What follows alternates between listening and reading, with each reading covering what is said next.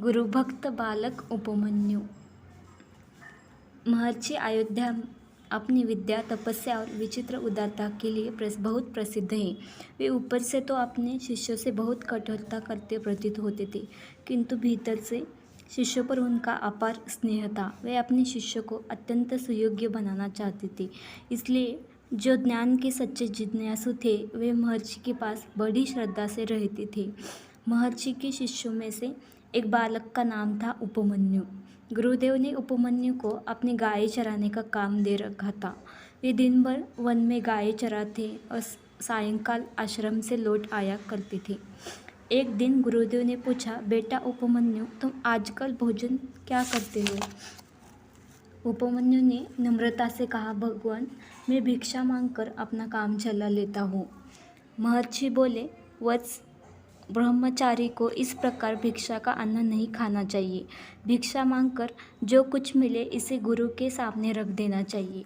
उसमें से गुरु यदि कुछ दे तो उसे ग्रहण करना चाहिए। उपमन्यु ने महर्षि की आज्ञा स्वीकार कर ली। अब वे भिक्षा मांगकर जो कुछ मिलता उसे गुरुदेव के सामने लाकर रख देते। गुरुदेव को तो शिष्य की श्रद्धा की दृढ़ करना था। अंत वे सब भिक्षा का अन्न रख लेते। उसमें से कुछ भी उपमन्यु को नहीं देते। थोड़े दिनों पीछे जब गुरुदेव ने पूछा, उपमन्यु, तुम आजकल क्या खाते हो? तब उपमन्यु ने बताया कि मैं एक बार की भिक्षा का अन्न गुरुदेव को देकर दोबारा अपने लिए भिक्षा मांग लेता हूँ। महर्षि ने कहा, दोबारा भिक्षा मांगना तो धर्म के विरुद्ध है। इससे गृहस्थों पर अधिक भार पड़ेगा और दूसरे भिक्षा मांगने वालों को भी संकोच होगा। अब तुम दूसरी बार भिक्षा मांगने मत जाया करो। उपमन्यु ने कहा, जो आज्ञा। उसने दूसरी बार भिक्षा मांगना बंद कर दिया। जब कुछ दिनों बाद महर्षि ने फिर पूछा, तब उपमन्यु ने बताया कि मैं गायों का दूध पी लेता हूँ।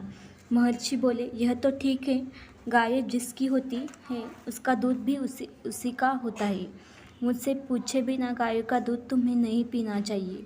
उपमन्यु ने दूध पीना भी छोड़ दिया। थोड़े दिन बीतने पर गुरुदेव ने पूछा, उपमन्यु, तुम दोबारा भिक्षा भी नहीं लाते और गायों का दूध भी नहीं पीते, तो खाते क्या हो? तुम्हारा शरीर तो उपवास करने वाला जैसा दुर्बल नहीं दिखाई दे पड़ता। उपमन्यु ने कहा, भगवान, मैं बछड़ों के मुख से जो फेन गिरता है उसे पीकर अपना काम चला लेता हूँ। महर्षि बोले, बछड़े बहुत दयालु होते हैं। वे स्वयं भूखे रहकर तुम्हारे लिए अधिक फेन गिरा देते होंगे। तुम्हारी यही वृत्ति भी उचित नहीं है। अब उपमन्यु उपवास करने लगे। दिन भर बिना कुछ खाए गायों को चराते हुए उन्हें वन में भटकना पड़ता था। अंत में जब भूख असह्य हो गई तब उन्होंने आके पत्ते खा लिए। उन विषैले पत्तों का विष शरीर में फैलने से वे अंधे हो गए। उन्हें कुछ भी दिखाई नहीं पड़ता था। गायों के चलने का शब्द सुनकर ही वे उनके पीछे चल रहे थे। मार्ग में एक जल रहित कुआं पड़ा और उपमन्यु उसमें गिर पड़े। जब अंधेरा होने पर सब गायें लौट आई और उपमन्यु नहीं लौटे तब महर्षि को चिंता हुई। वे सोचने लगे, मैंने उस भोले बालक का भोजन सब प्रकार से बंद कर दिया। कष्ट पाते पाते दुखी होकर वो भाग तो नहीं गया। उसे वे जंगल में ढूंढने निकले और बार बार पुकारने लगे, बेटा उपमन्यु, तुम कहाँ हो? उपमन्यु ने कुएं में से उत्तर दिया, भगवान, मैं कुएं में गिर पड़ा हूँ। महर्षि समीप आए और सब बातें सुनकर ऋग्वेद के मंत्रों से उन्होंने अश्विनी कुमार की स्तुति करने की आज्ञा दी। स्वर के साथ श्रद्धापूर्वक जब उपमन्यु ने स्तुति की तब देवताओं के वैद्य अश्विन कुमार वहाँ कुएं में प्रकट हो गए। उन्होंने नेत्र अच्छे करके एक पुआ उपमन्यु को देखकर खा लेने को कहा, किंतु उपमन्यु ने अपने गुरुदेव को अर्पित किए बिना वह पुआ खाना स्वीकार नहीं किया। अश्विन कुमार ने कहा, तुम संकोच मत करो, तुम्हारे गुरु ने भी अपने गुरु को अर्पित किए बिना पहले हमारा दिया पुआ प्रसाद मानकर खा लिया था। उपमन्यु ने कहा, वे मेरे गुरु हैं, उन्होंने कुछ भी किया हो पर मैं उनकी आज्ञा को नहीं टालूंगा।